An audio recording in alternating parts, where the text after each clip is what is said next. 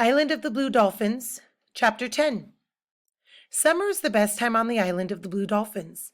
The sun is warm then, and the winds blow milder out of the west, sometimes out of the south.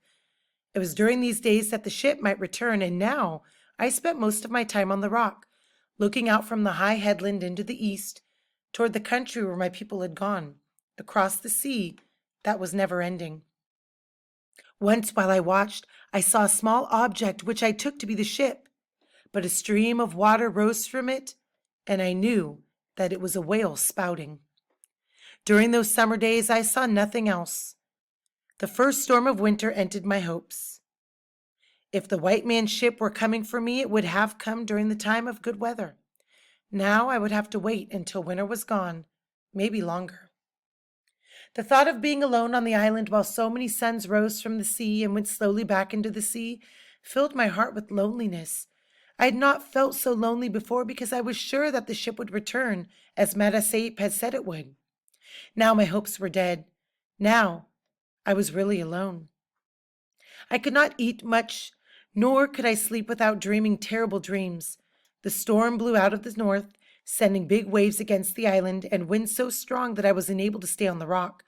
I moved my bed to the foot of the rock, and for protection, kept a fire going throughout the night. I slept there 5 times. The first night the dogs came and stood outside the ring made by the fire. I killed 3 of them with arrows, but not the leader, and they did not come again. On the 6th day, when the storm had ended, I went to the place where the canoes had been hidden and let myself down over the cliff. This part of the shore was sheltered from the wind, and I found the canoes just as they had been left. The sun-dried food was still good, but the water was stale, so I went back to the spring and filled a fresh basket. I had decided during the days of the storm, when I had given up hope of seeing the ship, that I would take one of the canoes and go to the country that lay toward the east.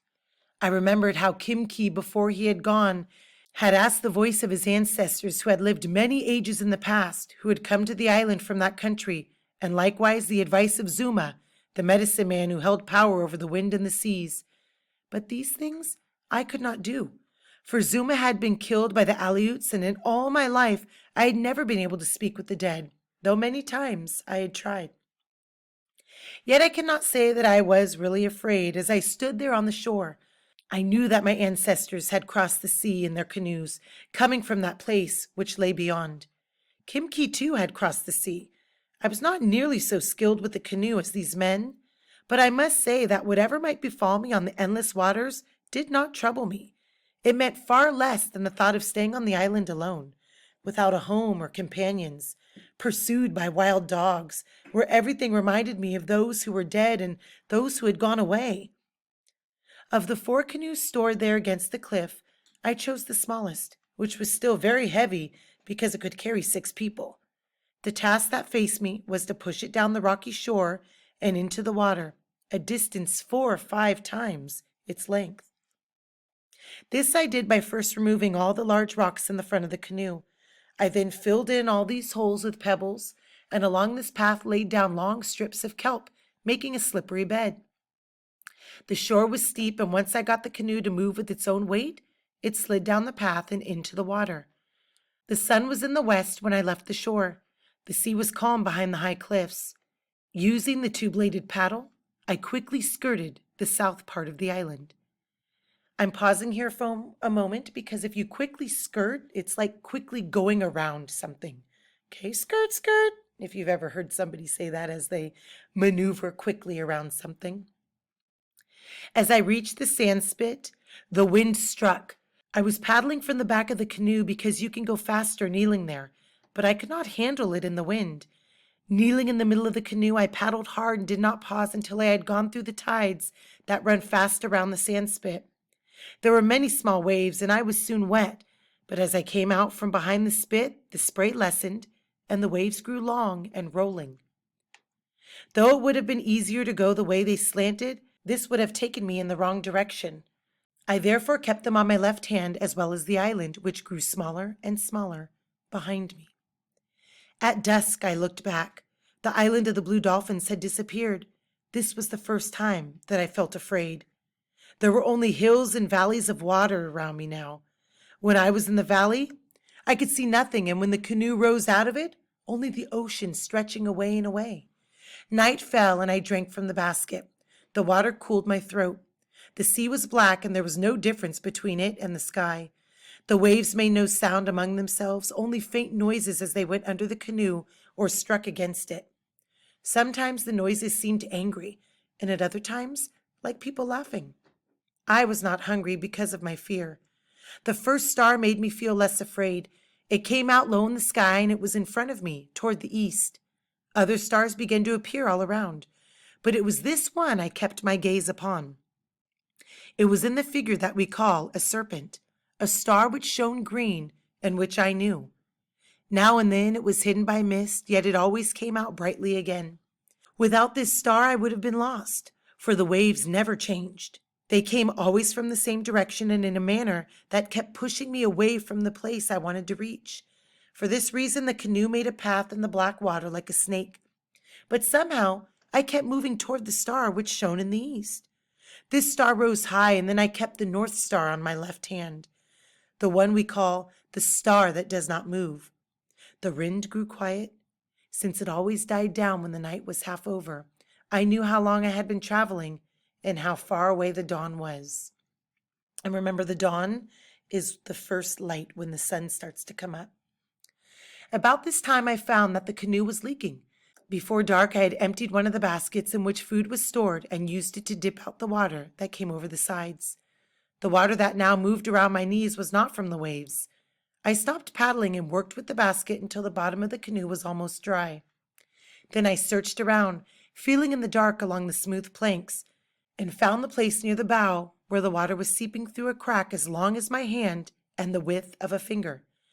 Most of the time it was out of the sea, but it leaked whenever the canoe dipped forward in the waves. The places between the planks were filled with black pitch, which we gathered along the shore. Tar and oil occurs naturally on our earth, and sometimes when you go to the beach, you can see pieces of it. And the Native Americans used this to seal things that might get wet, like their boats. Lacking this, I tore a piece of fiber from my skirt and pressed it into the crack which held back the water. Dawn broke in a clear sky, and as the sun came out of the waves, I saw that it was far off on my left.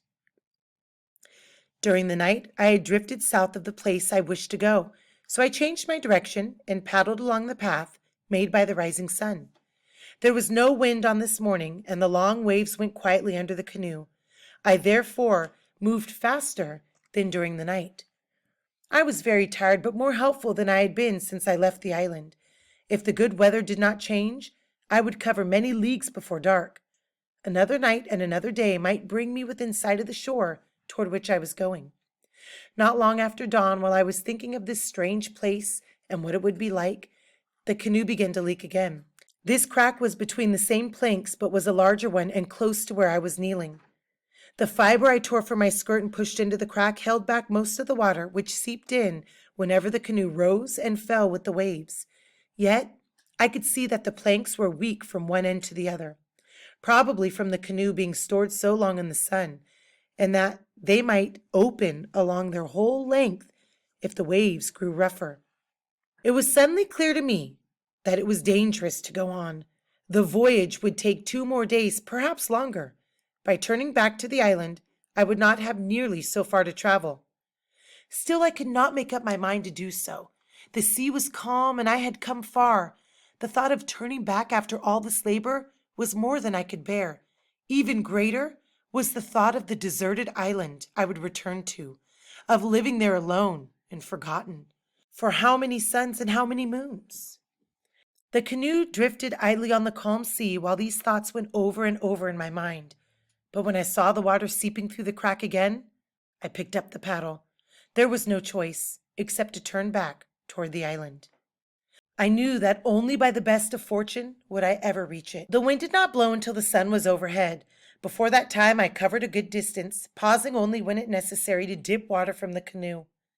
With the wind, I went more slowly and had to stop more often because of the water spilling over the sides. But the leak did not grow worse. This was my first good fortune. The next was when a swarm of dolphins appeared. They came swimming out of the west, but as they saw the canoe, they turned around in a great circle and began to follow me. They swam up slowly and so close that I could see their eyes, which are large and the color of the ocean. Then they swam on ahead of the canoe, crossing back and forth in front of it, diving in and out as if they were weaving a piece of cloth with their broad snouts. Dolphins are animals of good omen. Good omen means like good luck. It's a good sign to have dolphins around you. It made me happy to have them swimming around the canoe, and though my hands had begun to bleed from the chafing of the paddle, just watching them made me forget the pain. I was very lonely before they appeared, but now I felt that I had friends with me and did not feel the same. The blue dolphins left me shortly before dusk. They left as quickly as they had come, going on into the west. But for a long time, I could see the last of the sun shining on them. After night fell, I could still see them in my thoughts, and it was because of this I kept on paddling when I wanted to lie down and sleep. More than anything, it was the blue dolphins that took me back home. Fog came with the night, yet from time to time I could see the star that stands high in the west, the red star called Magat, which is part of a figure that looks like a crawfish and is known by that name. The crack in the planks grew wider, so I had to stop often to fill it with fiber and to dip out the water. That night was very long, longer than the night before. Twice I dozed kneeling there in the canoe, though I was more afraid than I had ever been. But the morning broke clear, and in front of me lay the dim line of the island like a great fish sunning itself on the sea. I reached it before the sun was high, the sand spit and its tides that bore me into the shore. My legs were stiff from kneeling, and as the canoe struck the sand, I fell when I rose to climb out. I crawled through the shallow water and up the beach. There I lay for a long time, hugging the sand in happiness. I was too tired to think of the wild dogs. Soon I fell asleep.